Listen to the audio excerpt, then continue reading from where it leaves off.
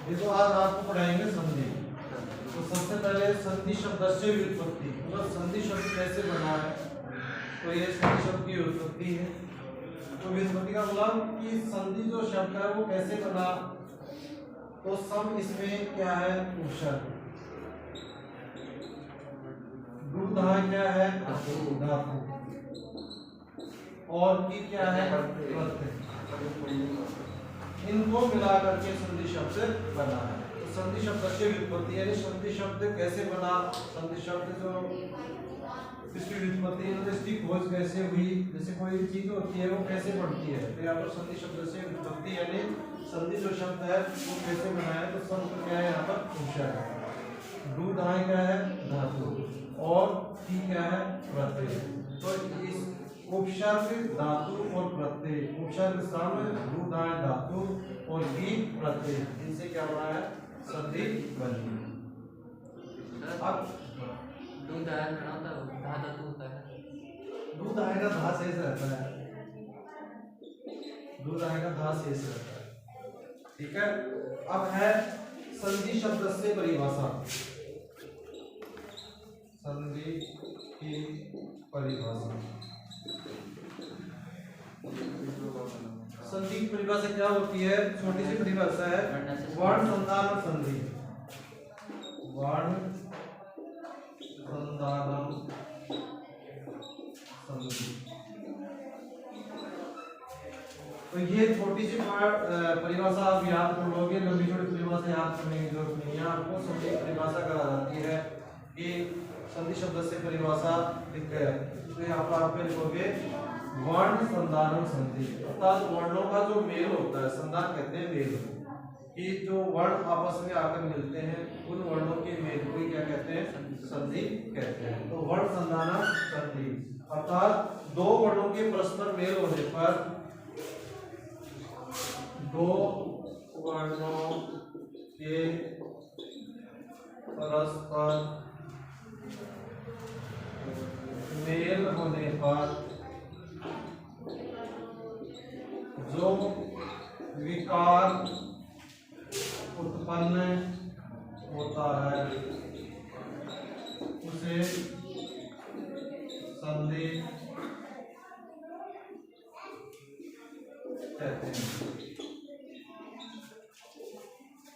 तो दो वर्णों के परस्पर मेल होने पर जो विकार उत्पन्न होता है उसको क्या कहते हैं, संधि। अब वो चाहे स्वर भी हो सकता है चाहे व्यंजन भी हो सकता है। तो स्वर का स्वर के साथ जो मेल होता है उसको स्वर संधि कहते हैं। और व्यंजन स्वर का व्यंजन या स्वर के साथ जो मेल होता है उसको व्यंजन संधि कहते हैं। और व्यंजन या विसर्ग, व्यंजन या स्वर का विसर्ग के साथ जो मेल होता है उसको व्यंजन संधि कहते हैं। अब सबसे पहले तो संधि की परिभाषा जो है वो आपको याद रखनी है, वर्ण संधारण संधि। अर्थात वर्णों का जो मेल होता है उसको हम क्या कहते हैं, संधि। अब लिखेंगे संधि की परिभाषा हो गई। अब संधि के भेद, संधि के भेद। और संधि के कितने भेद होते हैं तो बताएगा, कौन कौन से। सबसे पहला जो भेद है वो है अच् संधि। अच् संधि को और किस नाम से जाना जाता है, स्वर संधि।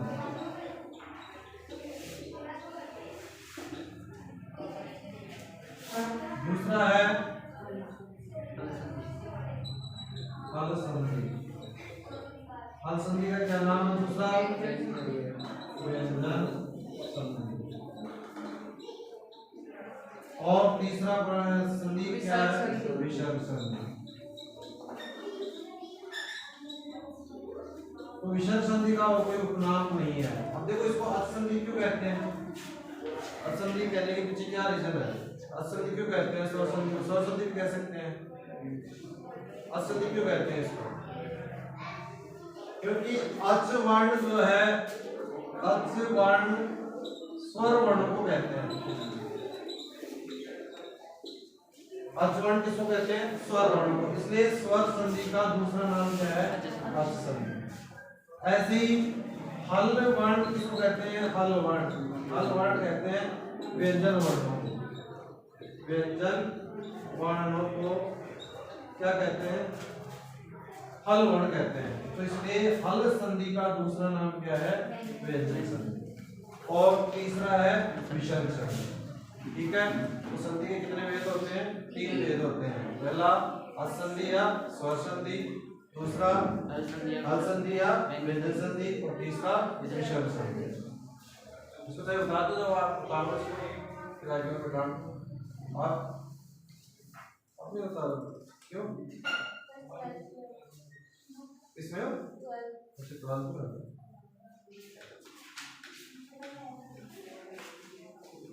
तो संधि के 3 भेद हैं।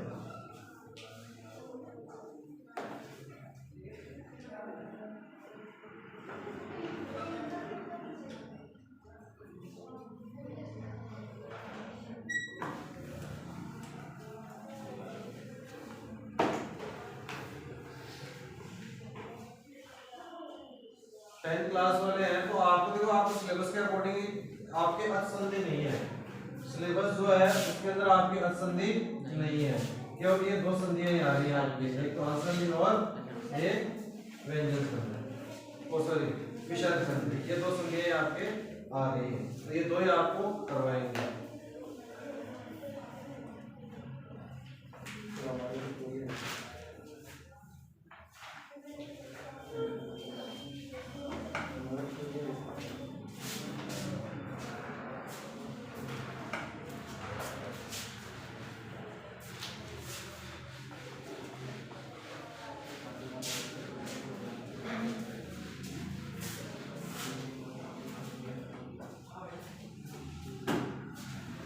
तो इसमें 10th क्लास के अंदर ये असंधि जो है, असंधि क्या होती है कि किसी भी स्वर, पहले मैं वैसे बता देता हूँ आपको ओरली रूप से। असंधि क्या होती है कि इसमें किसी भी स्वर वर्ण का किसके साथ मेल होता है, स्वर वर्ण के साथ मेल होने पर जो विकार उत्पन्न होता है उसको हम स्वर संधि कहते हैं। अब स्वर संधि के भेद जो है वैसे तो 8 भेद होते हैं। कितने भेद होते हैं, 8। और कौन से, दीर्घ संधि, गुण संधि, वृद्धि संधि, यण संधि, अयाति संधि, पूर्वरूप संधि, पररूप संधि और प्रकृतिभाव संधि। ये इसके 8 भेद होते हैं। लेकिन वो 8 भेद जो आपके सिलेबस में नहीं है तो उनको करवाने से फालतू टाइम वेस्ट करने से कोई फायदा है नहीं। तो आपको 10th क्लास में सिलेबस के अकॉर्डिंग आपके 2 संधियां आ रही हैं, हल संधि और विसर्ग संधि, वही आपको करवाते हैं। तो सबसे पहले हल संधि या स्वर संधि, ये हल संधि या व्यंजक संधि है क्या चीज, तो इसके बारे में दूसरा है हल संधि या व्यंजक संधि। व्यंजक संधि तो किसी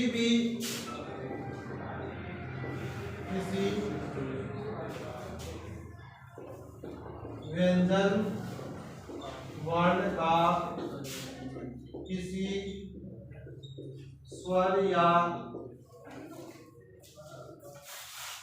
व्यंजन वर्ण के साथ मेल होने पर जो विकार उत्पन्न होता है उसे हल संधि या व्यंजन संधि कहते हैं। तो किसी व्यंजन वर्ण का किसी स्वर या व्यंजन वर्ण के साथ मेल होने पर जो विकार उत्पन्न होता है उसे व्यंजन संधि कहते हैं।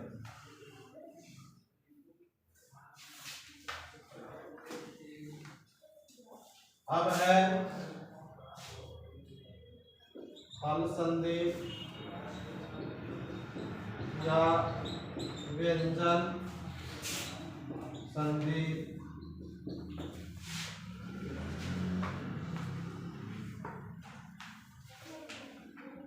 ये भेद इसके निम्नलिखित भेद होते हैं। इसके निम्नलिखित भेद होते हैं। तो जो आपके सिलेबस में वो आप लोग करवाएंगे।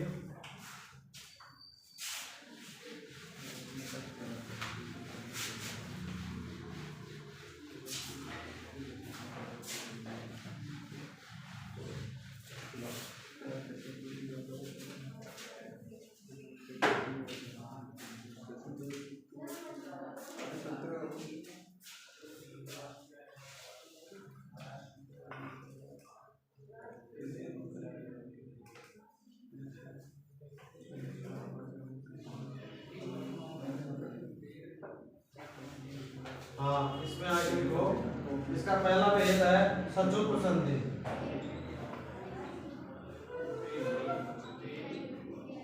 सचुत संधि इसमें देखो,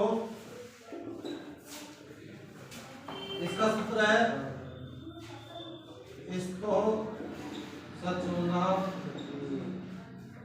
सचु, ये इसका सूत्र है, इसको सचुना सचु। इसमें लिखो स अथवा तय वर्ग। तय वर्ग में क्या क्या आता है? तय, तय, तय, तय और न, ये किसमें आते हैं? तय वर्ग में आते हैं। के बाद स अथवा चय वर्ग, चय वर्ग, चय वर्ग में क्या क्या आएगा? च, छ, ज, और ण, ये किसमें आएगा? चय वर्ग में आता है।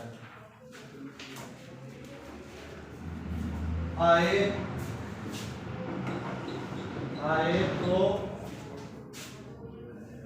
स वर्ग, स के स्थान पर, स के स्थान पर संगमाला से तथा हो जाता है, तथा तय वर्ग, तय,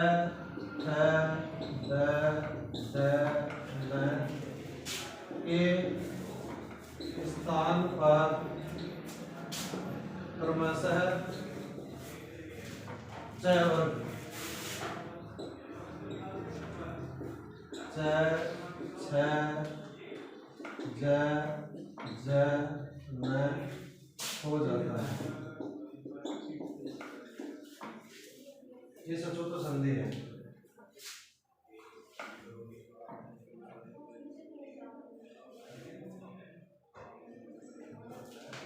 तो स, प, ठ, द, और न। इसके बाद में क्या है? शब्द वाला स और च, छ, ज और न। मतलब कहने का मतलब यह है कि पहले पद के अंत में स्लेट वाला स और तय वर्ग का कोई भी वर्ण आ जाए। कहां पर? प्लस के पहले, ये प्लस है, इसके पहले यहाँ पर या तो स या तय वर्ग का कोई भी वर्ण यहाँ पर आ जाए, और उसके बाद सचुत संधि है स अथवा तय वर्ग का ये वर्ण, कोई भी वर्ण यहाँ पर आ जाए, और उसके बाद स कौन सा? सरगम वाला, स कौन सा? सरगम वाला अथवा चय वर्ग का कोई भी वर्ण यहाँ पर आ जाता है। या तो सरगम वाला से आ जाए या चय वर्ग का कोई भी वर्ण यहाँ पर आ जाए, तो इस स के स्थान पर तो क्या हो जाएगा? ये सरगम वाला से हो जाएगा। तय के स्थान पर चय हो जाएगा, तय के स्थान पर छय हो जाएगा, दय के स्थान पर जय हो जाएगा, दय के स्थान पर जय हो जाएगा, और नय के स्थान पर नय हो जाएगा। ये सचुत संधि है। ये सूत्र के द्वारा भी हमारे को ये पता चलता है। सूत्र देखो, इस्तो इस्तो का मतलब क्या होता है, स और तय वर्ग, स और तय वर्ग के पांचों वर्ण आ गए, ठीक है। उसके आगे सचु, सचु यानी सलगम वाला स या च वर्ग का कोई भी वर्ण अगर आ जाता है तो इसके स्थान पर सचु हो जाता है, यानी इस स के स्थान पर तो ये स हो जाता है और तय वर्ग के प्रत्येक वर्ण के स्थान पर क्रमशः च वर्ग का प्रत्येक वर्ण हो जाता है। क्लियर? उदाहरण इसको एक बार उदाहरण करवाएं। हाँ, इस्तो सचो ना सचो।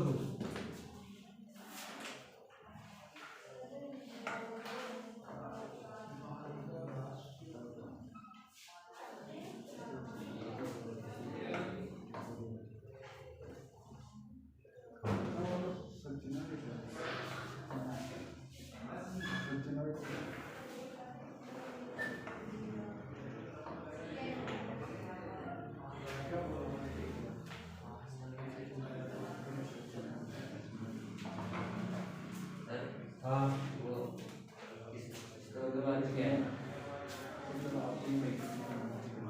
है? अथवा इस्तो सचुना आधा से सचुना, इसको सचुना सचु, सचुना है, इसको सचुना सचु, सचुना करेगा भाई, सचुना था पहले, सचुना उनकी मात्रा लगेगी इसमें, इसको सचुना सचुना।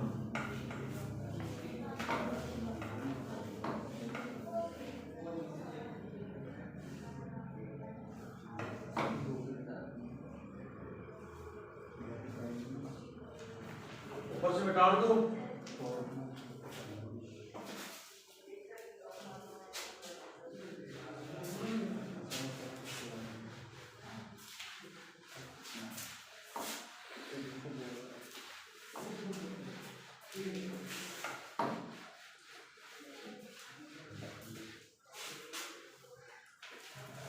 अब देखो इसमें उदाहरण देखते हैं, हरीश प्लस सेते, हरीश प्लस सेते। अब देखो इसमें क्या है, प्रथम पद के अंत में क्या आ रहा है, स आ रहा है, तो स क्या है, इसको है नहीं, स आ रहा है, इसका मतलब ये स है, ठीक है। इसके आगे स आ रहा है, मतलब सचु आ रहा है, ये आ रहा है सचु, तो इस स के स्थान पर भी क्या लगेगा, स कौन सा होगा, सलगम वाला स। आधा होगा या पूरा होगा, आधा होगा, क्योंकि इसके अलग लगने का इसका मतलब ये आधा है, तो इसके स्थान पर होने वाला जो स है सलगम वाला वो भी आधा होगा, तो क्या हो जाएगा, हरीश सेते। क्लियर? हरीश प्लस सेते तो क्या हो जाएगा, हरीश सेते। आगे दूसरा उदाहरण लिखेंगे, सत्य प्लस चित्त, सत्य प्लस चित्त। अब देखो यहाँ पर पहले पद के अंत में क्या आ रहा है, तय आ रहा है, तय के बाद में च आ रहा है, तो यहाँ पर तय चयन कहां पर होगा, तय के स्थान पर, तय के स्थान पर क्या हो जाएगा, च हो जाएगा, च होगा वो भी आधा होगा, तो क्या हो जाएगा, सचित। ठीक है। इसके बाद में तीसरा उदाहरण है, सद प्लस जनन, सद प्लस जनन। अब यहाँ पर देखो पहले पद के अंत में क्या आ रहा है, द आ रहा है, द क्या आता है, तय वर्ग का प्रत्यय वर्ण है द, और इसके आगे ज आ रहा है, ठीक है। तो यहाँ पर द के स्थान पर इसी वर्ग का प्रत्यय वर्ण क्या होता है, ज, ठीक है। तो क्या हो जाएगा, सज्जन।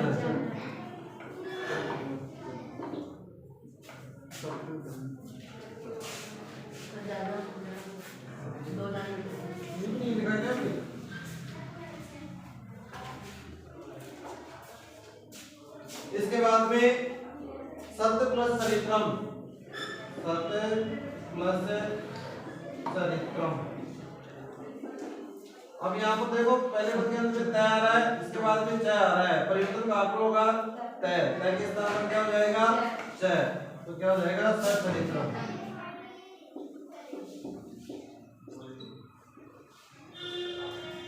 इसके बाद में कस्य प्लस चित्त, कस्य प्लस चित्त। अब ये जरूरी नहीं भाई स के बाद में स सरगमल आए कोई चेंजिंग हो। कहने का मतलब ये है कि इनमें से कोई भी वर्ण यहाँ पर आ जाए, ठीक है, इनमें से चाहे सरगमल से आ जाए या चैवर का कोई भी वर्ण यहाँ पर आ जाए तो यहाँ पर चेंजिंग होगा। इस स के साथ पूर्ण स हो जाएगा, सरगमल स हो जाएगा। तो क्या हो जाएगा? कश्चित।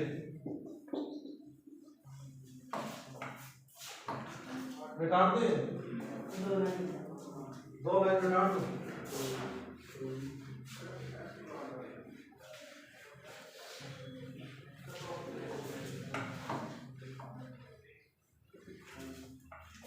इसके बाद में सरांगिन प्लस जय,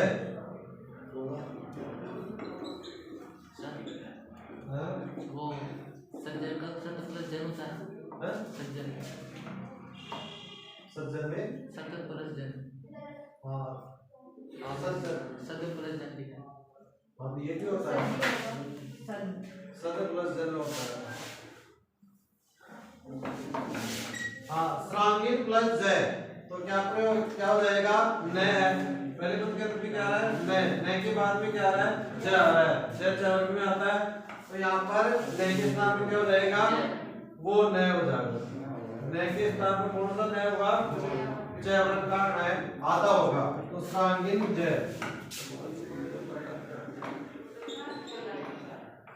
सरांगिन जय।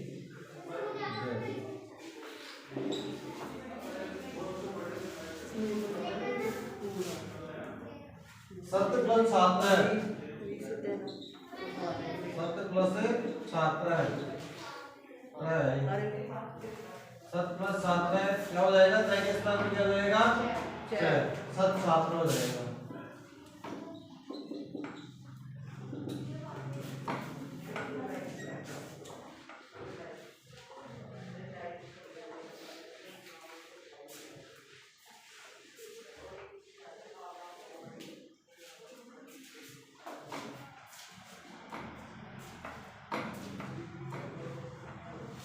विपद प्लस जालम,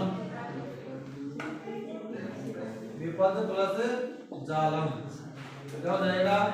जय के स्थान में क्या हो जाएगा? जय, तो विपद जालम। ये आपके उदाहरण है।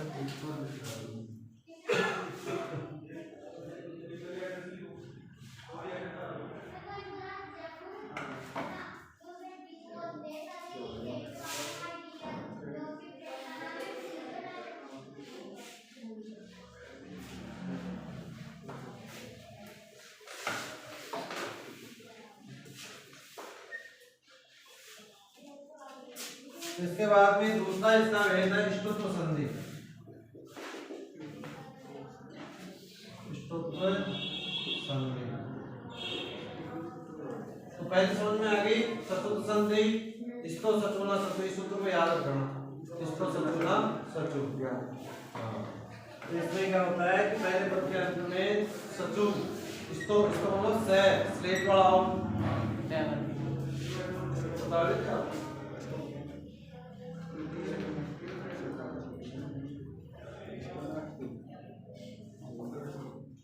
इसका सूत्र है स्टूना स्टू, स्टूना स्टू, ये इसका सूत्र है। इसका है स्टो, स्टो स्टूना योगे, योगे स्टू चार, जिसकी डेफिनेशन है स्तो स्टूना योगे स्टू चार।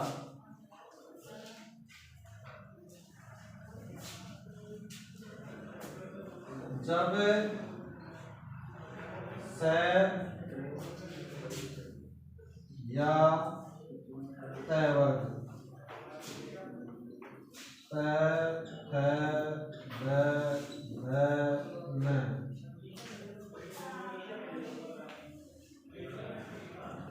के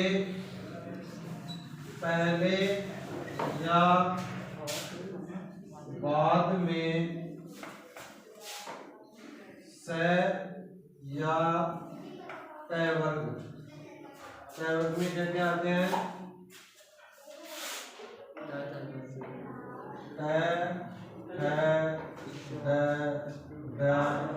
और ण।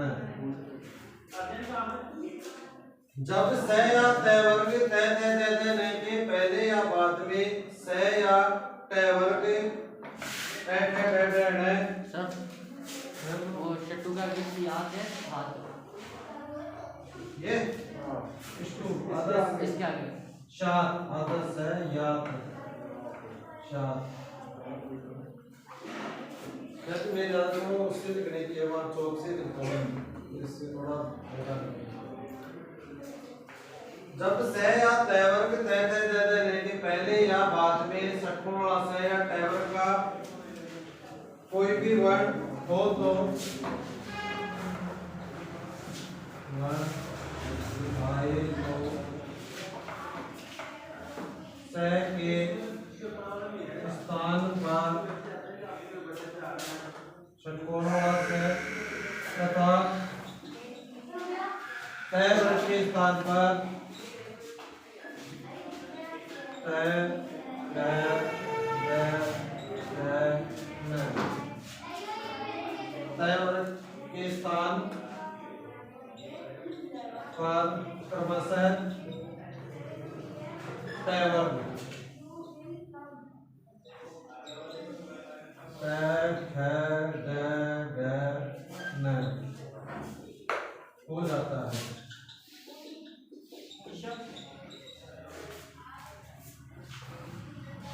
तो जब स या त वर्ग के पहले या बाद में स या ट वर्ग वर्ण आए तो स के स्थान पर षटकोण वाला स हो जाएगा, त वर्ग के स्थान पर क्रमशः ट वर्ग हो जाएगा।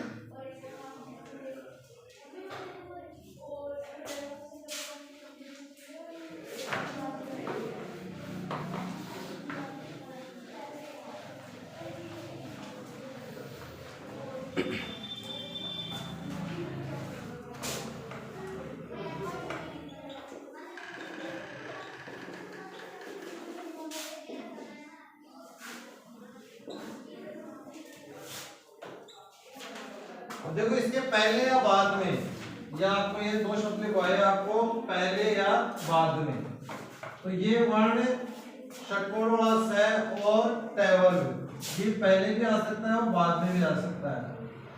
त ठ ड और न ये इधर भी आ सकता है।